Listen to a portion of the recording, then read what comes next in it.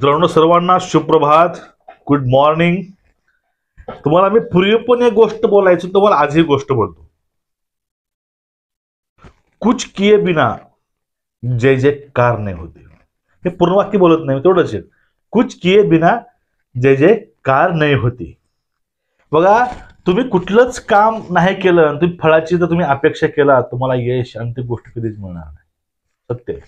आता आपला आजचा व्हिडिओ असताना मित्रांनो, तो व्हिडिओ म्हणजे पोलीस भरती 2024चं वेळापत्रक नेमकं कसं आहे, कधी काय होईल, कधी काय होईल, कसं होईल, आणि भरतीची जे प्रोसेस आहे, फॉर्म भरणे असतील, ग्राउंड असेल, लिखी असेल, आणि नंतरची लास्ट प्रोसेस ते म्हणजे मेडिकल किंवा जॉईनिंग असेल.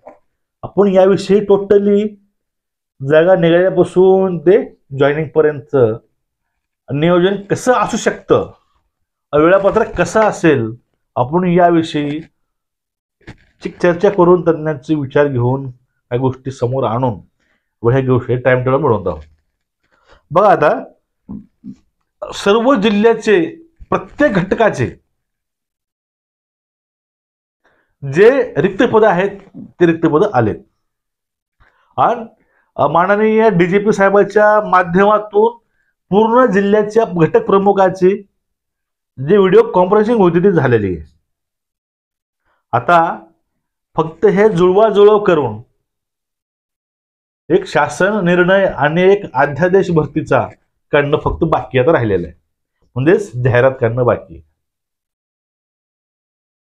आणि आता हे नेमकी प्रोसेस कशी असणार आहे, आता ह्याच महिन्यामध्ये आचारसंहिता लागणार आहे लोकसभेची. त्या अगोदर फॉर्म सुटतील. अंदाजित तारीख आहे 16 फेब्रुवारी. आणि ज्यावेळेस लोकसभेचं निवडणूक संपून जाईल त्यानंतर ग्राउंड आणि लिखीला सुरुवात होईल. कधी?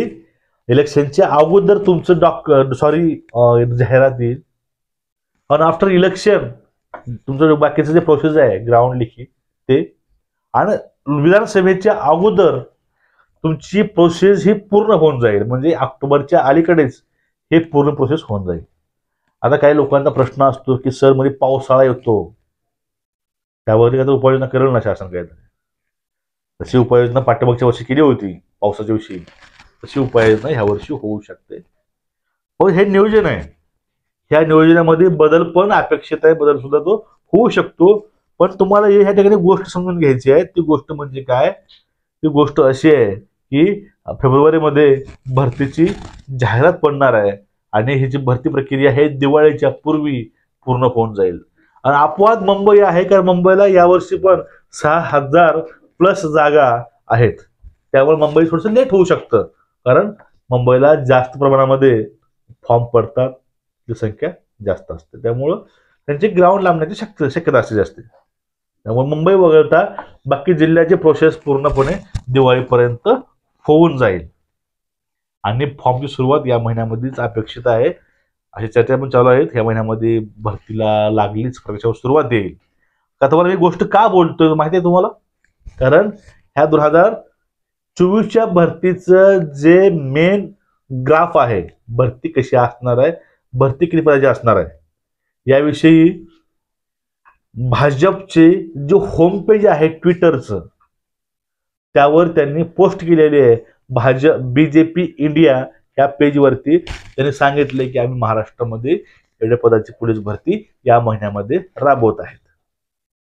मला शक्य झालं तर सांगितलं तुम्हाला मी फोटो लावून टाकेन, किंवा तेच फोटो मी तुम्हाला जो आपला टेलिग्रामचा ग्रुप आहे त्यावर मी पोस्ट करून टाकेन. तुम्हाला ते माहिती झाली पाहिजे बाबा की नेमकी पोस्ट कशी पडली होती बीजेपीच्या होम पेजवरती. बरोबर आहे का? तुम्हाला पण वाटेल की बाबा खरंच ह्या गोष्टी होत आहेत, त्या गोष्टी सर चुकीचे सांगत नाहीत की आपल्यापर्यंत ही माहिती ही करेक्ट ॲक्युरेट पोहोचवत आहे, तुम्हाला असं मनामध्ये वाटेल. ठीक आहे? त्यामुळे नाही का, जो आपला टेलिग्रामचा ग्रुप आहे RJ मोटिवेशन, तुम्ही जॉईन करून घ्या. तर त्यावरती आपण प्रत्येक पत्र टाकत असतो. आता तुमच्या मनात प्रश्न असतील की डॉक्युमेंटचं काय आहे, आपण त्यावरती काल व्हिडिओ पोस्ट केला डॉक्युमेंट विषयीचा. तुम्ही बघून घ्या, डॉक्युमेंट काढून घ्या लवकरात लवकर. आणि जो पुढला मुद्दा आहे वयवाढीचा, आणि एक्झाम ऑनलाईनचा ऑफलाईनचा एक्झाम विषयी जी ऑनलाईन एक्झाम ऑफलाईन एक्झाम त्याविषयी आपण काल कागणे सरांशी आपलं काल बोलणं झालं. कागणे सर बोलले यासाठी कुठलाही पर्याय नाही, पर्याय फक्त एकच आहे, ते म्हणजे आंदोलन.